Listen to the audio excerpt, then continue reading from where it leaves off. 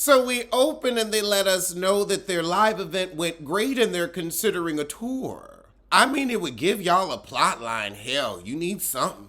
Giselle reads somebody's review and they ask what she thinks of Karen's show, and Giselle says she ain't have time to watch it. Well, what were you doing? Because you weren't on a date.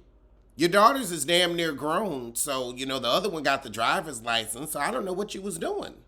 But it was kind of boring. You ain't missed much.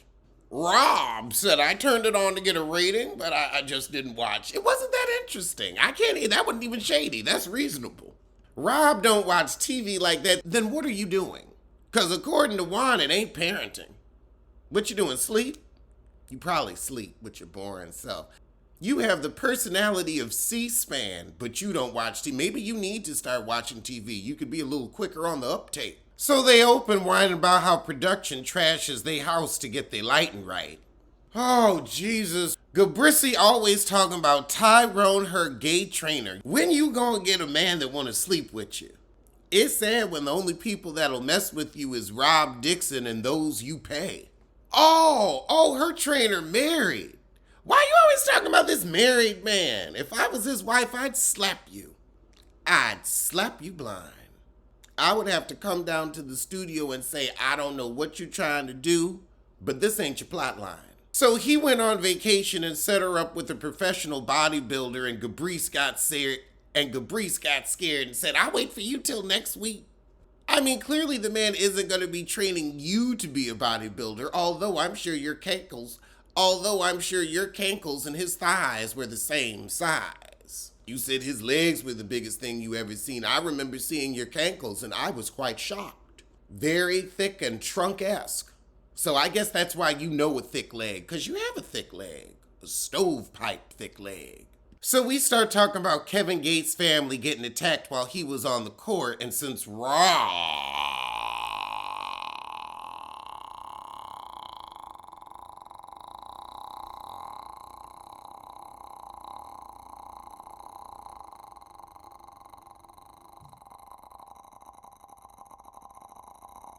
Dixon was a basketball wife, she had been through that too, and Gabrice gonna pipe up and say, well, I was fooling around with this guy. That's all you do is fool around. You don't end up in relationships. You're just a fool who's around. He was in the playoffs. No, he was playing you off to the left. Giselle really thought Wi-Fi was free because Biden said now millions of Americans that are eligible for free Wi-Fi have it. You don't know what the word eligible means? You just thought, we getting free Wi-Fi now? Honey, the handouts is over. Although they need to start up some gas cards, and I don't even drive. They talk about Jim Carrey's retirement into painting. Honey, he been done that. Is this new news? I know Rob ain't gonna ask what did Jim look like when he was retiring. Was he disheveled? Honey, you always disheveled, and we still let you make your own decisions. Oh, God. Gabrissi wasting our time with a bad joke talking about Eminem was supposed to be a guest because he's the original Slim Shady and we're reasonably shady. What the hell would y'all have to talk to him about? Boniva? Because all y'all giving an osteo too. But now all talk turns to Housewives of Atlanta. Gabrissi's surprised that Drew and Sheree are sharing an assistant, but it makes sense with their budgets. 1 + 1 = 2. The $2 they can pay. Oh, Lord. Rob and Giselle are sharing this assistant. Okay, now it makes sense. They give me a payment plan T2. And the truth is, you ain't got enough work for one assistant. Both of you together barely have enough work for an assistant. I figured the great thing about the caps was they'd sell themselves. Hey, Rob. Then we get to talking about Gunner and Young Thug, and apparently one of the federal agents was undercover as a maid in their house. They got an earful. Now we're talking about how many tabs we have open on our phones, on our Chrome. I have one. I clean out my tabs, but like the most I'll ever have open is like 30. And that's when I'm doing the Allegedly Show or Pop Roast. All right, well, that was a dry little episode from the 23rd. This is the episode from the 30th. We got 2 more to go. Because I listen, so you don't have to. Okay, so this episode they gonna open with an actual recap of the live show because last week's episode was pre-recorded. So they had a good turnout. People from all over the eastern seaboard showed up, from Jersey to the Cackalax. Girl, and it was on a Wednesday in the middle of the week. Well, everybody's working from home now. Oh, Ashley showed up as their dance instructor and they had the audience getting to it with a shimmy. Well, I guess we see what team she's going to be on this season. Oh my goodness, Juan Dixon joined them? They must have paid. Oh, now I'm mad I didn't go. Giselle's father was there, and I would have sat next to him and gotten all the tea on the baby mama brigade. Oh, Giselle says her reasonably shady moment is her daughter forgot to tell her to get her date a boutonniere for the prom. Rob said that ain't changed since 1920. The mama should have remembered that. That's you, boo-boo. I don't know, because I was a good 20-something years ago. I could see forgetting. I'd probably look up, like, what do I need for my kid to go to the prom? But if it wasn't on a Google list, I'd forget too. Oh, I didn't know Jill Scott had a podcast. I might have to listen to that. Just the sound of her voice alone. She could read the phone book, literally. Giselle says she gonna send Scott Disick some flowers because Courtney got married, or Chloe, or the one that ain't Kim, got married to Travis Barker. Why do y'all feel so bad for Scott? Scott's been out here sowing his royal oats before, during, and after the relationship. Gabrice and Gabrissy asked a very real question. With 3 kids about to go into college, is student loan debt worth it? Only if you know for a fact you want to stay in that career and you will be making enough money to pay the loan back and live. Also, Gabrice, emancipate your children so that way their FAFSA won't be off your income and they can max out with what they get from the state and federal. The honkies been doing it. The honkies emancipate them kids at 16. Yes, the fuck they do. That's how they be avoiding out-of-state tuition and all that shit. And that's how them white kids be getting them work studies. I'm telling you, the honkies been doing it. So you don't gotta feel away. And the truth is, everybody should emancipate their children. Because the truth is, your kids are now out of the house. They're going into college. If you want to send them some money, that's fine. But that would keep the cost of college from being these $75,000, $35,000 semester tuitions. It's bullshit. They decided, oh, well, now we're only going to get kids whose parents can afford to send them to our school. Bump that bull. And I remember FAFSA used to say, you have to be a veteran or over 24 to not have your parents' income a factor of the FAFSA. What the fuck is that? And they said, if you can't do any of those things, just wait 6 years until you're 24. So 6 years, you're supposed to be underemployed. God knows where you're living because you don't have a degree and you're not on your way to a degree. It's fucked up. The FAFSA system is fucked up. So I say this, emancipate your kids and get them maxed out on the benefits first. I will also say, take your first 2 years at a community college and then transfer to your expensive school because them first 2 years do not matter. They want to know where you got your degree from. Rob gonna say, well, I can see people thinking they could forego college because we've got a different economy now, but studies show people with a bachelor's will make more. The problem is all of that information is from the 1900s, the early 2000s, like really anything we've seen in this past decade, that may or may not be true. And especially in this upcoming decade, I think we can't always look to the past to predict the future. I think we're now seeing with these astronomical debts from school loans, these astronomical home prices, you may make more money, but also if you in more debt, is it a wash? Does it matter? We're also seeing industries drastically change due to technology. So I don't know.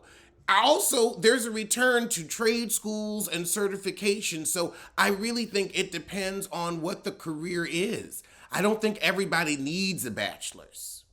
And I think now the world is starting to catch up to that. It's been gatekeeping by white people for a long time. Let's be real. I mean, Everybody didn't have degrees before, and they still ran businesses, restaurants, transportation companies. See, Rob breaks it down. Well, if you working and you're going to be making this much more, and you're only paying $6,000 a year, well, what about when you're not working and you still owe the money and it puts your credit in the crapper? So then you have to pay more for a rental than owning a home. Then also because of this debt, you can't own a home, so you have to pay more money in rent. There are other factors than just, oh, well, you go out and you get a job. That's a very boomer mentality. And you my age, we millennials, hon. That's not the job market we came into 20 years ago. We came into a recession. Giselle says, well, college for me, the experience was everything. You was husband hunting. Go on and admit it. Ain't nothing wrong with it. She said now that she's older, she can tell the people that went to college and the people that didn't. How? I know plenty of dumbasses with degrees. And now let's get to their June 6th episode. They ain't really talk about nothing. Sometimes it's juicy, sometimes it ain't. I think they need to go the Carlos King route and have some special guests. So we open with Gabrisi whining about her Range Rover, but everybody knows they're terrible cars. Rob said the same thing happened to her back in '04. I told you them cars wasn't shit. Rob said, I bought another one and I don't know who's the problem, me for buying it again or them for making shitty vehicles. I'm gonna go with you, boo. I'm gonna go with you. But then again, you know about a poor investment. All right, we finally got a little drama. So Gabrisi gonna say there are two ladies you might not have heard of. Teddy Mellencamp and Tamra Judge. Two ex-housewives. Okay, Gabrisi. So they said they were the most listened to Housewives podcast. Oh! Giselle said, y'all are the most listened to non-housewives podcast. We're actual diamond holders. Y'all ain't got an orange or a peach. Gabrisi said, you know what, y'all? Go check out their podcast and tell us who you like better. I will, heifer. It'll probably be you, but they do get guests, and they get good guests. So I say y'all could get some guests. She said, look, Tamra, I respect you as an OG, but Teddy, you were on for 4 minutes, so girl, boom. They I want to see the receipts. Where are the Nielsen ratings? I need the numbers. I need access to the analytics. What? McDonald's is working with Kanye West to make Happy Meals? I mean, they're going to start making money off them kids early, so I ain't surprised. Kris Jenner's behind this. I'm with Rob Dixon. I don't think we need an all-black monochromatic Happy Meal. So we get into the new weave trend of having hair all the way down to your calves. It's too much for Giselle. Rob says if you can handle that much hair and keep it out the toilet, I'm impressed. But she doesn't like anything on her head, except for her caps. Her caps. But now Gabrisi's trying to get Rob to go see Downton Abbey. I think that's just too feminine for Rob Dixon. Rob gave Giselle the Juan Dixon treatment. She said, I ain't going. Rob said, I want murders, fights, and shootouts. I want some rough and tumble masculinity. Doilies and Downton. That's too feminine for me. Oh, goodness. So Rob says, well, as a kid, you would have had flowers and I would have had rocks. And, I had an older brother. I was always following behind him. I never saw Disney princess movies. I saw Rocky and Tron and Star Wars. And Giselle's going to say, well, your parents should have done more stuff for your femininity. Honey, they knew they had a little man. They knew that she was happiest in boy clothes. They let Rob. Oh my God! Now they talk about when the former NFL player got into it with the United employee. I'm sorry. I ain't making enough money to be yelled at and whooped on by some ex-NFL player or anybody. Not for United. I didn't know this was an ex-NFL player. And this guy got the pop. And he's like, okay, yeah, I swear, I don't know why honkies love to fight so much, but they do. And girl, I can tell you are not that built, like you hefty, but you look like you about to get your ass whooped. You think cause you big, you swole. You just eat a lot, boo. And this was Newark Airport. Child, you know people about it. That's the last airport I would ever try it in is Newark. That's the last city I would try it in is Newark.